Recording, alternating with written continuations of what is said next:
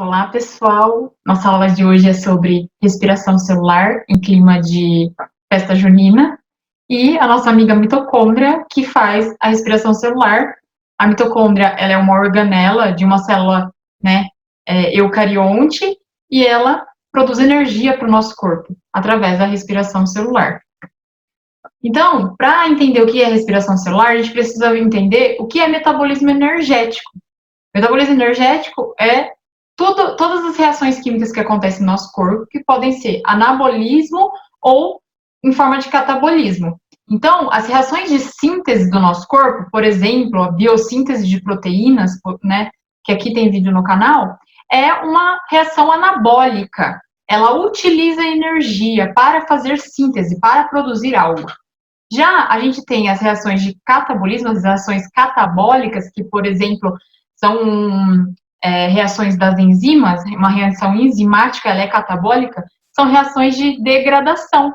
Essas reações de catabolismo, elas liberam energia. Então, o metabolismo energético do nosso corpo fica entre processos anabólicos e catabólicos para fazer todo esse metabolismo. Então, a gente tem reações que utilizam energia e reações que liberam energia. Aí, para a gente considerar a respiração celular, a gente tem que considerar 3 níveis de respiração celular, assim, em relação aos processos químicos que acontecem. Então, a gente tem o nível ecossistêmico. O que significa esse nível? Então, eu estou falando de respiração celular, então, que acontece lá na mitocôndria, nas nossas células. Então, nas mitocôndrias são organelas, né, eucariontes. E a gente também tem a fotossíntese acontecendo nas plantas. Essas plantas, elas possuem, então, cloroplastos.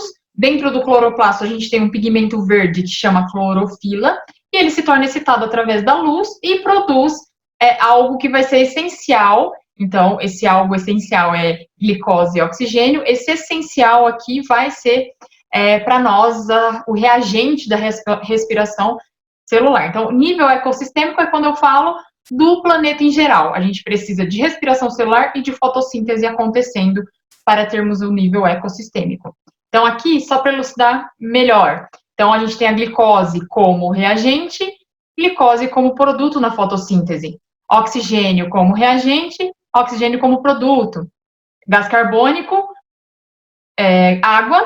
Então, a gente, todo o reagente da respiração celular é o produto da fotossíntese. Então, a gente tem essa diferença. Então, o nível ecossistêmico ele é formado através de compensação entre a fotossíntese e a respiração celular. A fotossíntese acontece na planta através da absorção de luz pelas clorofilas, e daí, na fotossíntese, é liberado como produto glicose e oxigênio. Essa glicose e o oxigênio é utilizado lá na respiração celular como reagente. Então, dentro da gente, a gente precisa de glicose e oxigênio para acontecer respiração celular.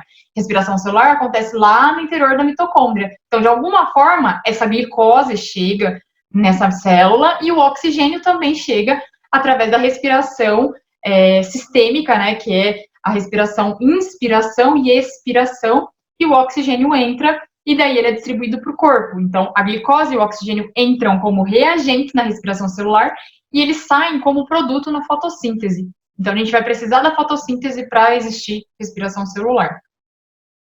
Aí, falando de nível ecossistêmico, a gente tem que partir para o meio agora, que é o nível sistêmico. Então, dentro do nosso organismo, a gente tem um nível sistêmico de absorção de glicose, no caso aqui. A gente também tem o nível sistêmico de absorção de oxigênio. Então, aqui a gente tem um ciclo da glicose no sangue.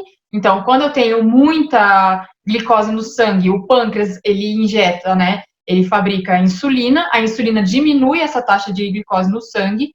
Se tiver muito baixa, o fígado libera, né, a pâncreas libera glucagon, faz com que o fígado quebre o glicogênio em glicose. O glicogênio é uma molécula grande, quebra o glicogênio em glicose e é distribuído para o corpo. Então, a glicose no nosso corpo ela tem um equilíbrio. Quem controla esse equilíbrio? Insulina e glucagon. você se alimentou, então a glicose vai estar alta lá no seu sangue. Então, quem que vai fazer a absorção da glicose nas células é a insulina. Aqui no canal tem a aula de carboidratos, que eu explico como que a insulina, sendo uma chavinha lá na célula, ela ajuda na absorção de glicose pelas células.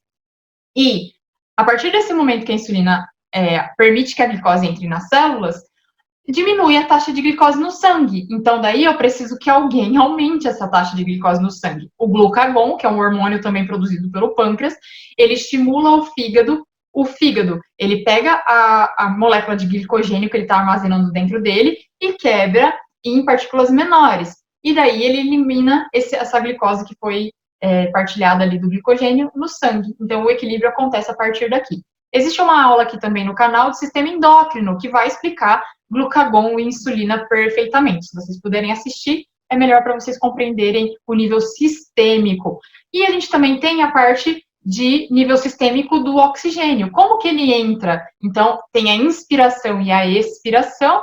O oxigênio entra, lá nos alvéolos acontece a hematose, que por difusão, o oxigênio entra para dentro das hemácias e a hemácia transporta esse oxigênio para as células. E é tudo por difusão que acontece o transporte de oxigênio. Então, é um nível sistêmico do transporte de glicose e, importante também, o transporte de oxigênio pelas células. Nossas células precisam da hemoglobina, que é uma proteína específica para transportar glicose. E o nível exosistêmico ele é muito importante para a gente chegar lá no nível celular. Então, aqui, o que acontece? Eu tenho glicose no sangue e a insulina, que é um hormônio do pâncreas, provoca a redução da glicemia, taxa de glicose no sangue, seria a glicemia. Então, ela faz com que a glicose seja armazenada pelo fígado através de molécula chamada glicogênio. Então, a insulina fez com que a glicose, que eram várias moléculazinhas lá, foram absorvidas no fígado e transformadas em glicogênio, unidas e transformadas em glicogênio. Já o glucagon, ele provoca o aumento da glicemia, ou seja, aumento da glicose no sangue. O glucagon favorece, né, a quebra de glicogênio.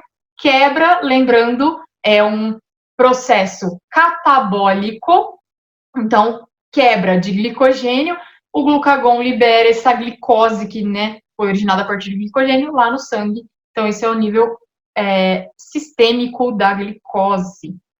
Para isso, a gente precisa de nível celular. Para acontecer toda a movimentação do nosso corpo, a gente precisa de respiração celular. Então, o nível celular, a gente fala de respiração dentro da célula. E ela tem algumas fases. Então, para acontecer respiração celular nas nossas células, respiração celular completa, a gente precisa de 3 fases. Glicólise, ciclo de Krebs e cadeia respiratória. A gente tem, então, uma fase anaeróbia, então, é uma fase que não tem oxigênio, e uma fase aeróbia, que precisa de oxigênio para acontecer. Essa fase anaeróbia é a glicólise e ocorre no citoplasma. O citoplasma da célula está acontecendo a respiração celular. Mas, professora, você acabou de dizer que a respiração celular ocorre na mitocôndria. Sim, a partir da glicólise, a molécula que é originada da glicólise entra para a mitocôndria e vai acontecer a fase na presença de oxigênio. O ciclo de Krebs, que acontece na matriz mitocondrial, então é na área ali de dentro da mitocôndria, e a terceira fase também é aeróbia, então na presença de oxigênio, ocorre nas cristas mitocondriais. Então, parece uma crista de galo lá dentro da mitocôndria. Aquela crista ali vai acontecer a cadeia respiratória, que vocês vão entender melhor a seguir. Aí que comecem os jogos. Então vamos lá, eu vou tentar explicar para vocês, e se vocês tiverem dúvidas, me perguntem, tá? Pode mandar no comentário aí, pode me mandar no WhatsApp, para quem, né, é meu aluno nas instituições que eu trabalho, enfim, perguntem, que agora vai começar os jogos, eu vou tentar explicar para vocês glicólise, ciclo de Krebs e cadeia respiratória. Em condição anaeróbia, então, sem oxigênio, eu tenho uma molécula originada a partir da glicólise que vai acontecer a fermentação. Então, já vou explicar para vocês que a partir de uma reação anaeróbia, então, a glicólise, eu tenho uma molécula que pode ter, no nosso corpo também, não só de bactéria, a gente pode ter fermentação. Então, a glicólise, o que acontece? É a quebra de glicose, desculpa. Glicólise é a quebra da glicose. A quebra da glicose em 2 piruvatos. Então, a glicose, a molécula dela, a gente vai considerar C6H12O6. Então, 6 íons de carbono, 12 íons de hidrogênio e 6 íons de oxigênio. Juntos formaram glicose. A glicólise é a quebra dessa molécula em 2 de piruvato. Qual que é a molécula piruvato? C3H4O3. Então, 3 carbonos, 4 hidrogênios e 3 oxigênios. Tá faltando alguma coisa? Sim. Então, o que originou a partir disso vai ser energia também. Então, o que faltou ali para fazer a conta, algo originou energia, 2 ATP. Então, a glicólise aconteceu, eu tenho quebra de piruvato e formação de ATP. ATP, lembrando que é a energia que a nossa célula precisa. Então, toda energia que ela precisa, ela vai usar através de ATP. E daí, lá nos nossos órgãos, né, a gente precisa, por exemplo, nos músculos, a gente precisa de uma reação que chama fermentação lática. Então, a partir do piruvato, que é uma molécula originada a partir da glicólise, eu tenho fermentação lática e formação de ácido lático. Então, 2 moléculas de piruvato fizeram fermentação lática e deram origem a ácido lático. É uma reação química que origina ácido lático, C3H6O3. Essa molécula de ácido lático, ela é formada, então, ácido lático pode ser também lactato, ela forma lá nos nossos músculos. Então, aqui a gente tem o exemplo de um ciclista. Então, ele faz atividade física, os músculos dele estão bem tensionados aqui. E o que acontece? Pode haver cãibra. Então, quando você tem uma fermentação lática muito grande, esse lactato está sendo armazenado no seu corpo, você pode ter cãibra. Então, os atletas, eles têm muita formação de ácido lático, porque os nossos músculos precisam formar esse ácido lático para funcionar normalmente, que não é só a respiração que está quebrando a glicose. A necessidade é maior ainda de energia. Então, o corpo vai fazer fermentação lática e respiração celular. Então, na fermentação lática, a gente tem a formação de ácido lático, ou lactato. E se é uma pessoa que não é tão preparada, provavelmente ela terá cãibra. Então, a origem da cãibra se explica aqui. E, muitas vezes, assim, come banana, porque banana é muito bom para cãibra. Não é só a banana é rica em potássio, potássio participa, né, dos estímulos nervosos, e a gente precisa de muito magnésio, muito manganês, muitos minerais, cálcio. O cálcio também faz muita parte da contração muscular. Então, não pense que só a banana vai aliviar as suas cãibras. Então, tem muita gente que tem cãibra noturna, né? Então, 2 horas da manhã deu uma cãibra. Não é comendo banana que você vai neutralizar essa dor.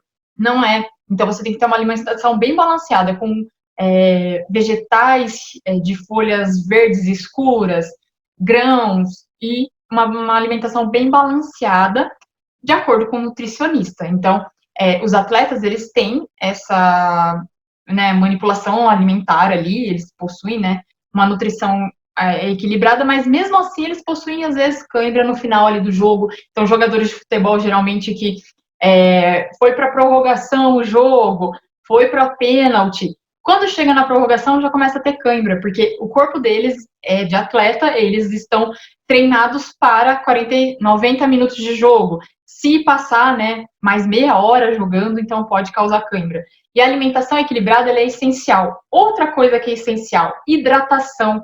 A hidratação, ela ajuda na dissolução de lactato no corpo. Então, beber água, ter uma alimentação saudável ajuda na redução das cãibras.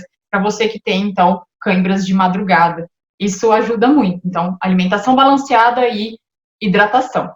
Outro tipo de fermentação, essa não é o que o nosso corpo faz, é transformar o piruvato em álcool. Então, o piruvato, a partir da glicose, é originado na glicólise, né? A fermentação alcoólica ocorre, por exemplo, na produção de vinho, na produção de cerveja, na produção do pão, do bolo, que o fermento, que é micro-organismo, ele vai produzir álcool. Então, na fermentação alcoólica, a gente produz 2-etanol, 2 moléculas de etanóis, C2H6O, e 2 moléculas de gás carbônico. Então, a cada glicose, no processamento da glicólise, gera 2 piruvatos. Cada piruvato vai gerar, então, etanol e dióxido de carbono. Então, é um pouco para explicar. Mas, professora, o bolo e o pão têm álcool? Mas eu nunca senti gosto de álcool. Sabe aquele cheiro de pão assando? Aquilo lá está sendo, como ele está no forno, está sendo volatilizado o álcool. Então, a gente não come álcool a partir do pão e do bolo. Mas as bactérias, né, os micro-organismos que foram colocados lá, que é o fermento, eles produziram etanol. E com isso também eles produzem gás carbônico. Esse gás carbônico, ele é responsável pelo crescimento do bolo, pelo crescimento do pão. Então, quando a mãe lá tá fazendo aquele pão que vem um cheirão, né, de pão, assim, assando, é aquele cheiro que é o álcool sendo volatilizado. E o fermento do pão, ele produziu gás carbônico e fez com que isso, o pão crescesse ou o bolo crescesse. Aí, uma curiosidade por que vocês acham que o vinho é produzido antigamente pisoteando? Vocês acham que era uma tradição dos italianos dançarem em cima do vinho e tal? Não. O que acontecia? Os pés das pessoas naquela época, os pés deles eram lotados de micro-organismos, porque eles andavam muito descalços, né, de chinelão e tal. Então, eles pisavam na uva para aumentar a quantidade de micro-organismos que tinha na uva, e aqueles micro-organismos faziam fermentação alcoólica gerando o vinho. Então, a uva fermentada gera o vinho, né? Forma o vinho. Então, esse pisotear da uva era com essa intuição, né? Com esse objetivo de aumentar os micro-organismos ali que estavam fazendo fermentação alcoólica na uva. E daí tem as melhores uvas hoje, né? Com os melhores vinhos, enfim. E eles produziam a partir dessa pisoteação ali. Hoje já não é mais assim. Hoje é fermentação alcoólica através de adição de micro-organismos. Então, nas fábricas maiores, né, conhecidas, eles adicionam micro-organismos para fazer fermentação, não é mais pisoteado. Só para resumir, então, a glicólise é uma reação anaeróbia, ela não tem oxigênio e é quebra da glicose. Em que? Então, a glicose é quebrada em piruvato e 2-ATP. Aí pode ter processamento a partir do piruvato. Então, nos micro-organismos a gente tem fermentação alcoólica e nos músculos a gente tem fermentação lática. Em condições agora com oxigênio, o piruvato vai para o ciclo de Krebs e a fosforilação oxidativa, que é a formação de gás carbônico e água. Então, esquema simplificado. Lá no citoplasma, isso aqui é uma célula, lá no citoplasma aconteceu a glicólise. Então, a glicose foi quebrada em piruvato, que é a mesma coisa que ácido pirúvico, e gerou 2 ATPs. A glicólise pode ter a via da fermentação, que vai formar ácido lático, ou álcool etílico, que é lá do nosso pão, do nosso vinho. A partir disso aqui, o ácido pirúvico, ele vai entrar para fazer o ciclo de Krebs e depois passar por uma cadeia respiratória, que a gente vai ver a partir de agora. Então, glicólise acontece no citosol, é uma fase anaeróbia. Então, eu tenho a glicose formando 2 moléculas de piruvato, formação de 2 ATPs, e aqui, muito importante, quando eu dei aula para vocês de cofator e coenzima, a gente tem aqui os cofatores que estão carregando hidrogênio, que é muito importante para nós, para vocês entenderem que cofator é o NAD e o FAD. Então, aqui nas aulas do canal de enzima, vitamina e lipídio, eu falo sobre cofator e coenzima. Aqui a gente tem o cofator NAD trabalhando na glicólise lá no citoplasma. Ele carrega moléculas de hidrogênio. Então, no final da glicólise, aquilo que eu disse, eu tenho a formação de 2 piruvatos, 2 NADH, 2H, 2 ATP e 2 H2O. Vários micro-organismos têm essa via como única fonte de energia, então a fermentação acontece a partir da glicólise, então muitas bactérias, muitos fungos têm essa via única como fonte de energia, fonte de alimentação para eles. E agora o ciclo de Krebs. Ocorre quando a gente tem presença de oxigênio, eu tenho então 2 piruvatos que são transportados a partir para dentro da membrana da mitocôndria, então aqui eu tenho piruvatos, 2, eles são transportados para dentro da mitocôndria, então essa barreira vermelha aqui é a mitocôndria. Então, através da membrana para a matriz, é convertido em 12-acetil-CoA, 2 moléculas. Então, esse piruvato, a primeira coisa que ele faz, a partir, para a entrada ali no ciclo de Krebs, o piruvato é transformado em moléculas de acetil-CoA. Então, a gente não vou passar para vocês moléculas químicas, a transformação da molécula química em si, mas eu vou passar o conteúdo mais teórico. Então, o piruvato entrou para dentro da mitocôndria e agora ele se transforma em acetil-CoA. Lembrando que CoA é uma coenzima A, coenzima muito importante também, vocês entenderem lá na aula de enzimas, vitaminas e lipídios. Então, a gente tem a molécula de piruvato entrando na mitocôndria e se transforma em acetil-CoA. E a gente pode chamar o ciclo de Krebs também de ciclo do ácido cítrico.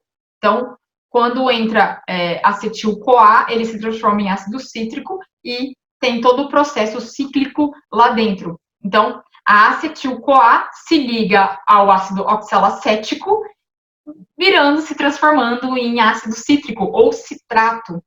E a gente, dentro do ciclo de Krebs, então lá na matriz mitocondrial, que é o espaço interno da mitocôndria, lá no ciclo de Krebs ele precisa de 2 voltas para fazer acontecer um processo, de ciclo de Krebs. Então, uma glicose é responsável por sempre 2 voltas no ciclo de Krebs, sempre. Então, lá na matriz mitocondrial, que é no interior da mitocôndria, eu tenho a acetil-CoA. Então, a partir do momento que houve a entrada do piruvato, o piruvato foi transformado em acetil-CoA e ele se ligou ao ácido oxalacético. Essa ligação formou citrato, ou chamado ácido cítrico. E eu preciso de 2 voltas do ciclo de Krebs para quebrar, então, para acontecer a partir de uma glicose. Então, aqui eu tenho uma volta, acetil-CoA entrou em contato com o oxalacético, então, eles se uniram, formou o citrato. E aqui, várias reações químicas vão acontecer. Liberação de CO2, o NAD vai receber mais elétrons, eu tenho formação de ATP, o FAD também vai receber elétrons.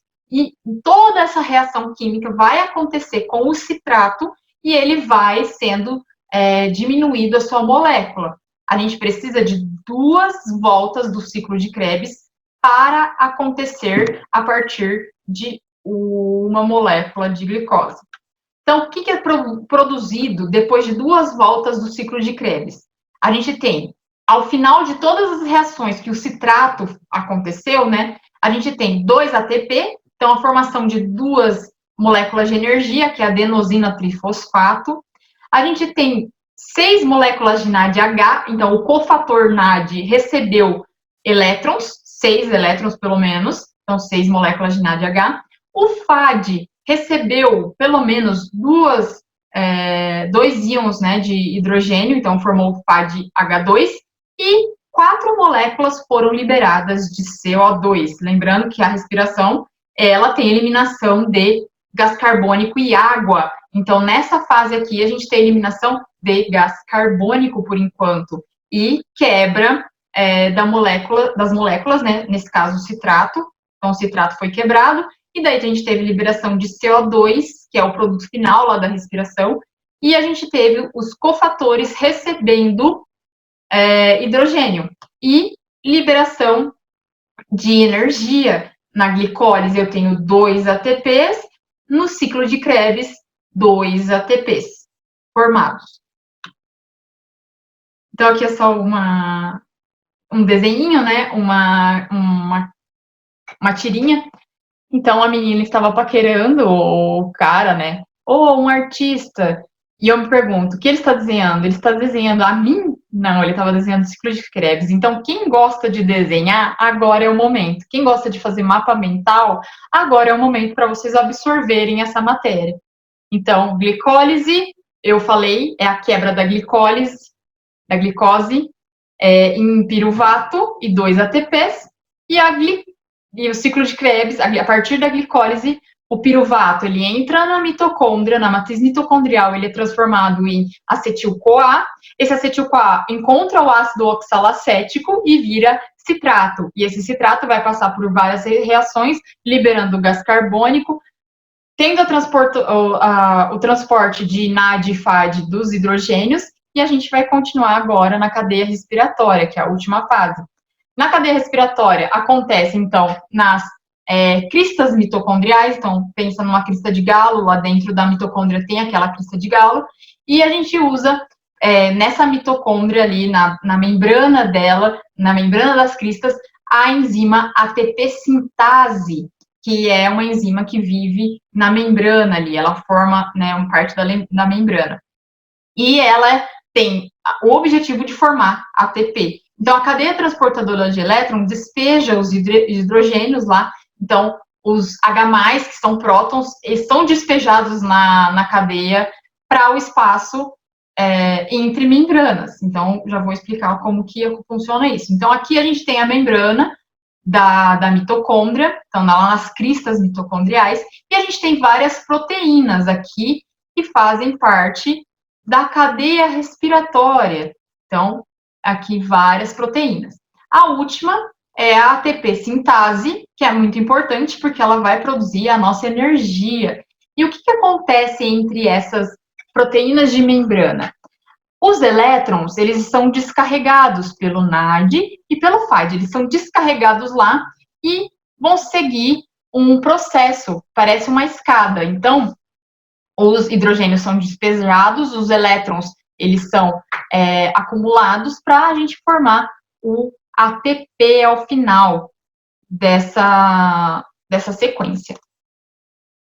Então, quando o elétron pula de um citocromo, o que é citocromo? Citocromo é a proteína que está ali na membrana. Então, o elétron, ele vai pular. O elétron de quem? Do H+, do hidrogênio. Da onde que veio esse hidrogênio? Da glicose.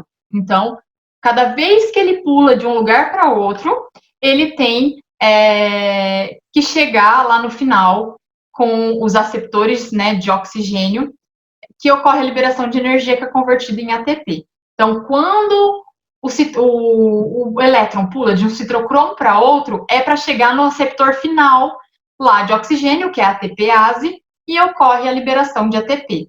Nessa etapa de cadeia respiratória, a gente tem formação de 34 ATPs. Então, é muito ATP que é formado lá na glicólise 2, no ciclo de Krebs 2, e aqui na cadeia respiratória 34. Ao total são 38, porém o corpo gasta 2 ATPs para fazer glicólise. Então, fica nos 36. Então, aqui, ó, vamos pensar numa escadinha. Então, a membrana da mitocôndria, ela tá aqui. E a cada momento que eu tenho um elétron pulando de uma proteína a outra, que são os citocromos, cada degrau da escada é um citocromo. Então, o elétron vai pular de uma para outra e vai sendo liberado o ATP. E no final, eu tenho um aceptor de oxigênio e é a partir dele que os 34 ATPs são formados. Então, o aceptor final de oxigênio, ele está ali para gerar o saldo final dos 34 ATPs. Então, vamos voltar para resumir tudo. Na glicólise, eu tenho a absorção, então, de glicose pelas células. Quem ajuda nisso é a insulina. E eu preciso de 2 ATPs. Então, na glicólise, eu vou precisar de 2 ATPs. O que origina a partir da glicólise? 2 piruvatos, 2 NADH, 2 H2+, e 2 ATPs. Então, eu usei 2 ATPs e formei 2 ATPs. O saldo aqui está zerado. Lá no ciclo de Krebs, o piruvato, ele entra na membrana, na matriz mitocondrial, se transforma em acetil-CoA, o acetil-CoA se junta com o ácido oxalacético e vira ácido cítrico. E isso nunca vai acabar. Qual que é o saldo final do ciclo de Krebs? 8 NADH, 2 FADH e 2 ATP. Na cadeia respiratória, agora vai ser originado os 34 ATPs a partir dos elétrons que estão no hidrogênio. Então, o que eu tenho lá no final na cadeia respiratória? Os H+, são distribuídos ali pelo FAD e pelo NAD, nos citocromos, eles pulam degraus, e formam no final o ATP. Então, o saldo dele é 8 NADH2, 2 FADH2 e 34 ATP. Quando me falam, você não vai ter energia suficiente para fazer isso, não tem energia? Claro que tem. Você tem energia. Basta se alimentar bem. Então, é a mitocôndria produzindo os ATPs. Isso é natural do seu corpo. Respiração celular, então, para resumir ainda mais, a gente tem a entrada do nosso organismo, né? Através da alimentação, glicose. Aonde que tem glicose? Em tudo que tem amido. Então, cenoura, nas frutas, que tem frutose, no milho, enfim, na mandioca, na batata, no pão. Entra no nosso organismo através da digestão. Existe o nível sistêmico, que vai absorver no nosso organismo, nas células, né? A absorção feita pelas células. O oxigênio também entra pela respiração. Inspiração e expiração, acontece um processo nos pulmões chamado hematose e chega nas células lá o oxigênio.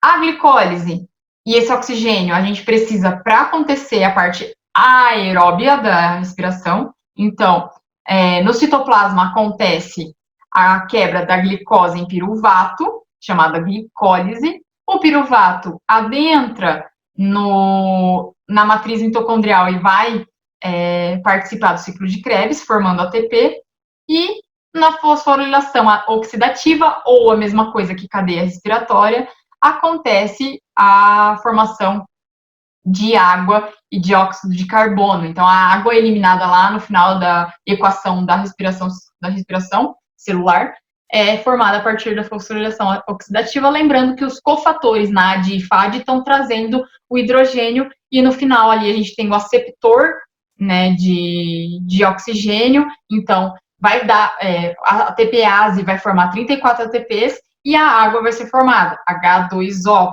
Então, os hidrogênios se juntam com o oxigênio e formam água. E a gente também tem liberação de dióxido de carbono lá no ciclo de Krebs. Para encerrar, meu amor por vocês não é ciclo de Krebs, mas se renova a cada respiração. Então, gente, se vocês tiverem alguma dúvida, eu sei que a aula não é fácil, mas me mandem nos comentários, me mandem mensagem. Estou aqui para ajudar vocês. Então, foi isso. Muito obrigada. Boa festa junina para vocês e até mais.